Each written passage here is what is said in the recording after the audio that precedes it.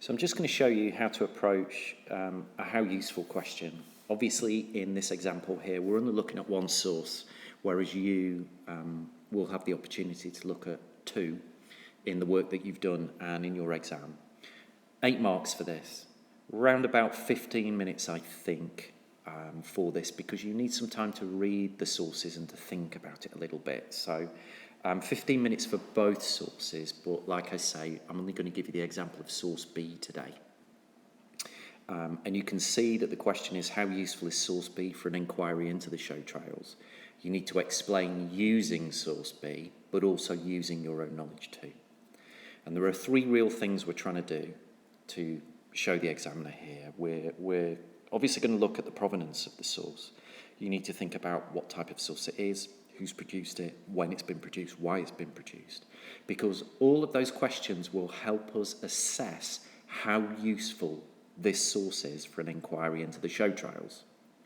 Similarly, you need to look at the content too. This source has information in it. Does it contain any information that will help us, that will be useful for an inquiry into the show trials? Furthermore, is that information accurate?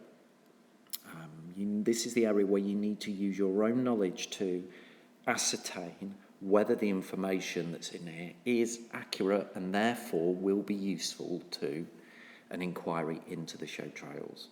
And then finally, of course, at some point, somewhere, we need a judgment. We need you to say overall how useful you feel this is for an inquiry into the show trials. It could be that you feel that this is very useful, that it is useful in certain aspects that you will mention, or is of perhaps very limited or limited use to a historian looking into the show trials. So here we have an exemplar answer here to this question. And you should be able to go through this and identify where this answer is touching on the provenance of the source and considering whether who's produced it, when it's been produced, is going to be useful for an inquiry into the show trials. You should also be able to see where this answer is considering the content of the source, the information in it.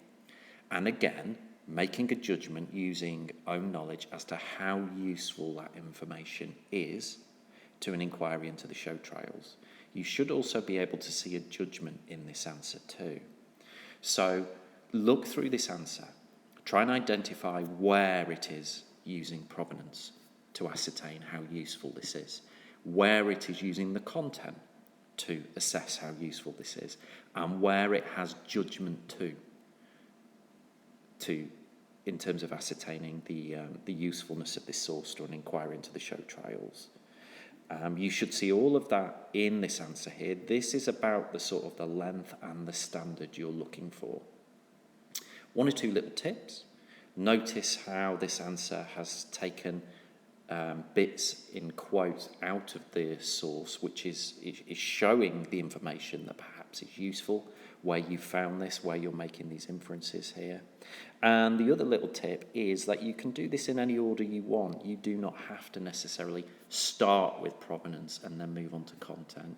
You could make your judgment at the beginning, or make your judgment at the end as you're going through, or as you're going along. It's completely up to you, as long as we see, as examiners, judgment, consideration of provenance, consideration of content.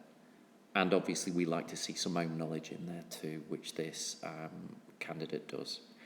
Just bear in mind that when you do this in the exam, you need a paragraph like this for source B, a paragraph like this for source C, and that's it.